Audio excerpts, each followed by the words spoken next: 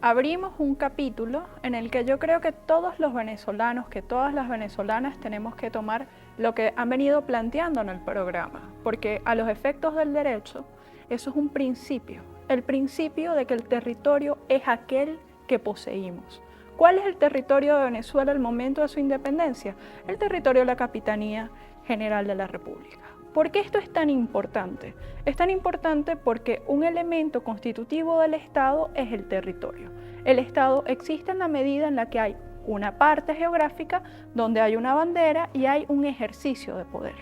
Nosotros vemos entonces todo este proceso histórico que busca tomar a Venezuela para irle quitando pedacitos, lo vemos por este lado, lo vimos también en otras áreas geográficas de la República, pero entonces encontramos lo que forma parte de la estrategia que se ha usado contra Venezuela en estos años.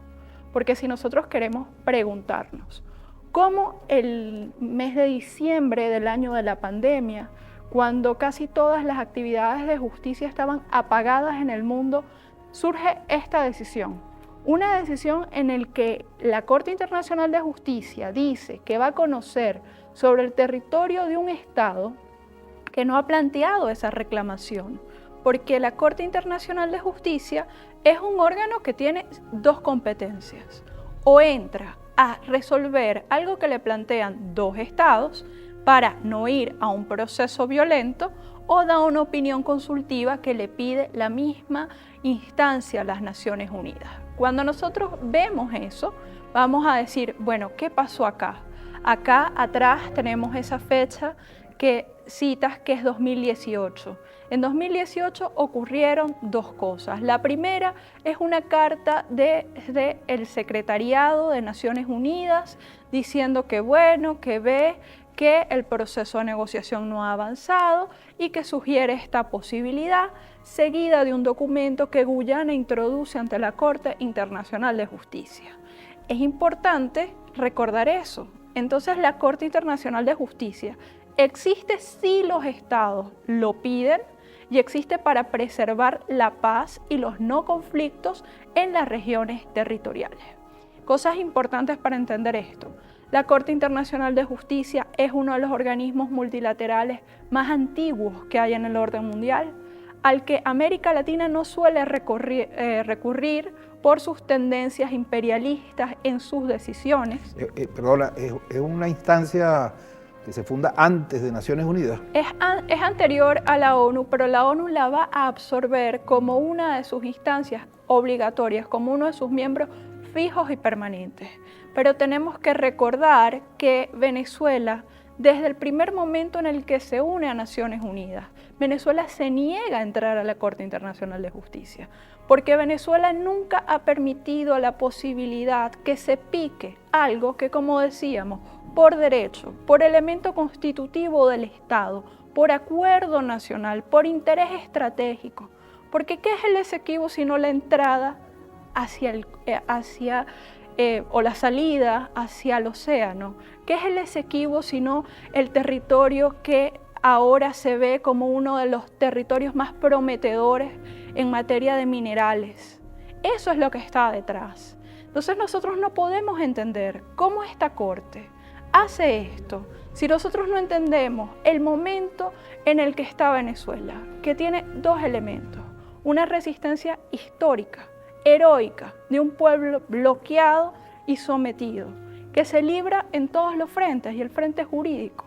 Cuando hicimos la independencia se hizo en batallas y en constituciones. Es correcto. Y en este momento tenemos un momento en el que la defensa jurídica de la patria es tan importante que ahorita tenemos las dos cortes de Naciones Unidas prendidas en las mismas fechas.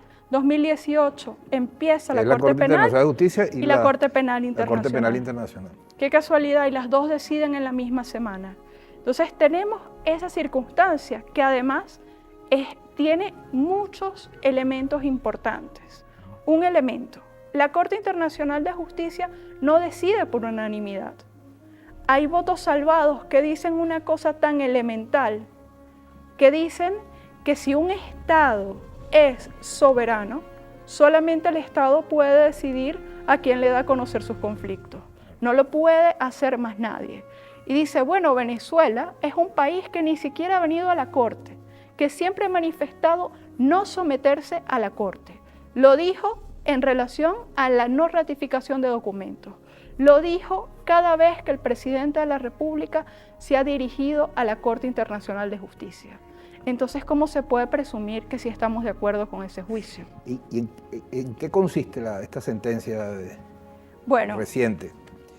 Si nosotros quisiéramos como entenderlo en un plano más sencillo, esta no es una sentencia de fondo. Es decir, aquí todavía nadie tiene razón.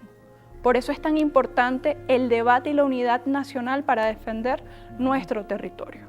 Lo que dijo la Corte fue algo que los abogados llamamos las cuestiones previas.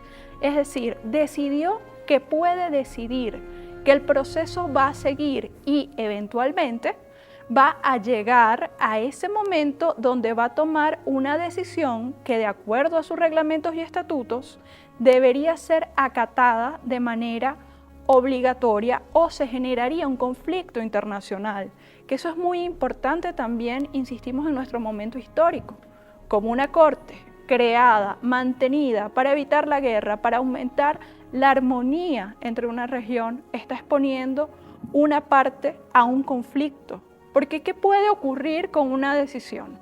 Porque ella dice, puedo conocer la demanda de determinar si es válido o no ese laudo de 1899 que ya se explicó en este programa. O sea que estamos regresando atrás.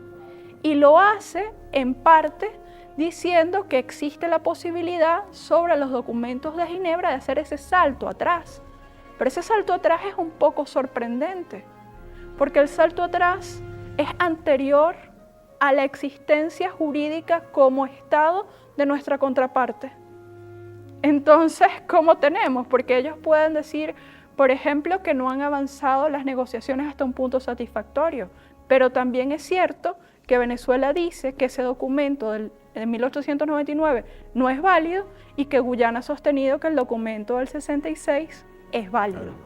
Por eso es que es tan importante que nosotros veamos cada una de las fases y entre otras la afirmación siempre de Venezuela hasta en los últimos comunicados, los más recientes de la Cancillería, que nosotros estamos plenamente dispuestos a sentarnos, a discutir, a buscar el desarrollo de las partes, pero lo que no podemos es permitir un momento histórico de despojo que además niega muchas décadas de relaciones diplomáticas entre dos países. Tú lo comentabas ahora, más allá de lo jurídico, es evidente que Venezuela, estando sometida a todas las presiones, a todos los chantajes, al bloqueo en que estamos siendo sometidos por las potencias de hoy, por los imperialismos de hoy, es muy extraño que este asunto coincida justamente, vaya a resolverse, haya ese pronunciamiento de esta instancia justamente en este momento. Es como para agregar presión sobre Venezuela para que... Es tanto así que cuando nosotros empezamos a estudiar los conceptos de la guerra actual, que si las guerras de cuarta generación, etcétera, nos encontramos la parte de la guerra jurídica que nosotros la hemos hablado contra los líderes, lo que veíamos contra Lula, lo que hemos visto contra Cristina en Argentina. Pero la verdad es que el concepto de guerra jurídica es más amplio. El concepto de guerra jurídica es utilizar las formas y los sujetos del derecho para obtener lo que se obtiene en la guerra tradicional y convencional. Entonces, si nosotros lo vemos así, esto es una estrategia de despojo de territorio, una más económica y una en la cual nosotros tenemos que ver, por ejemplo, cuando vemos las audiencias de la Corte Internacional de Justicia, nosotros vemos una artillería jurídica defendiendo a Guyana. Correcto. Entonces nosotros vemos allí que además esa estrategia jurídica tiene un componente muy extraño, que es el componente mediático. Porque una de las cosas que están como que se pueden entrever en la estrategia son los años diciendo que Venezuela es un Estado fallido, que es un Estado forajido, que no respeta sus acuerdos internacionales y que incluso esa especie de insinuación de que no saben quiénes gobiernan Venezuela cuando aquí claramente hay una sola persona que manda, gobierna y ejerce autoridad. Así es.